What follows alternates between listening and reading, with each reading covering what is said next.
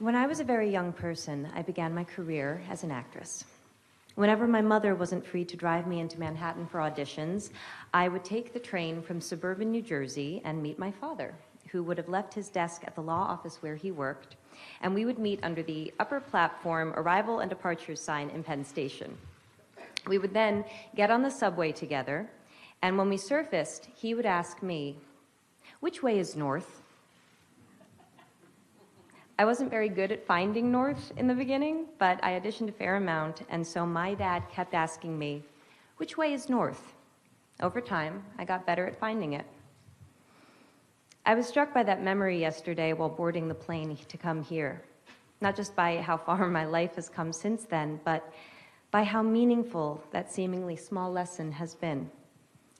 When I was still a child, my father developed my sense of direction, and now, as an adult, I trust my ability to navigate space. My father helped give me the confidence to guide myself through the world. In late March last year, 2016, I became a parent for the first time. I remember the indescribable and, as I understand it, pretty universal experience of holding my week-old son and feeling my priorities change on a cellular level. I remember I experienced a shift in consciousness that gave me the ability to maintain my love of career and also cherish something else, someone else, so much, much more. Like so many parents, I wondered how I was going to balance my work with my new role as parent. And in that moment, I remember that the statistic for the US's policy on maternity leave flashed in my mind. American women are currently entitled to 12 weeks unpaid leave. American men are entitled to nothing.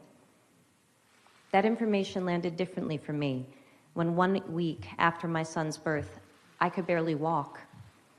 That information landed differently when I was getting to know a human who was completely dependent on my husband and I for everything, when I was dependent on my husband for most things, and when we were relearning everything we thought we knew about our family and our relationship.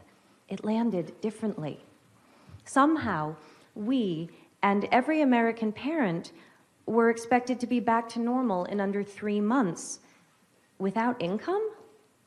I remember thinking to myself, if the practical reality of pregnancy is another mouth to feed in your home, and America is a country where most people are living paycheck to paycheck, how does 12 weeks unpaid leave economically work? The truth is, for too many people, it doesn't. 1 in 4 American women go back to work 2 weeks after giving birth because they can't afford to take off any more time than that. That's 25% of American women. Equally disturbing, women who can afford to take a full 12 weeks often don't, because it'll mean incurring a motherhood penalty, meaning they will be perceived as less dedicated to their job and will be passed over for promotions and other career advancement.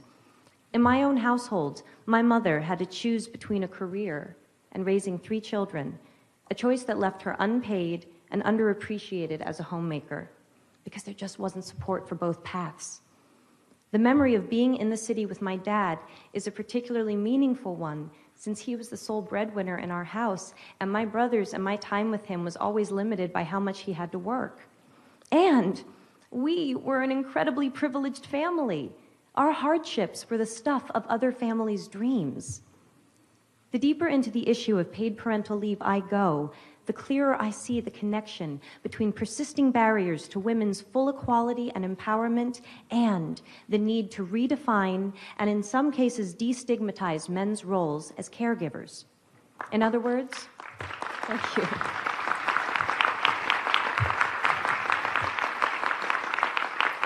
In other words, in order to liberate women, we need to liberate men. The assumption and common practice that women and girls look after the home and the family is a stubborn and very real stereotype that not only discriminates against women, but limits men's participation and connection within the family and society. These limitations have broad-ranging and significant effects for them and for the children. We know this. So why do we continue to undervalue fathers and overburden mothers? Paid parental leave is not about taking days off work. It's about creating the freedom to define roles, to choose how to invest time, and to establish new positive cycles of behavior.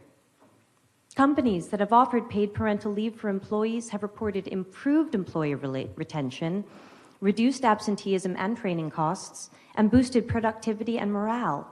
Far from not being able to afford to have paid parental leave, it seems we can't afford not to. In fact, a study in Sweden showed that for every month fathers took paternity leave, the mother's income increased by 6.7%. That's 6.7% more economic freedom for the whole family.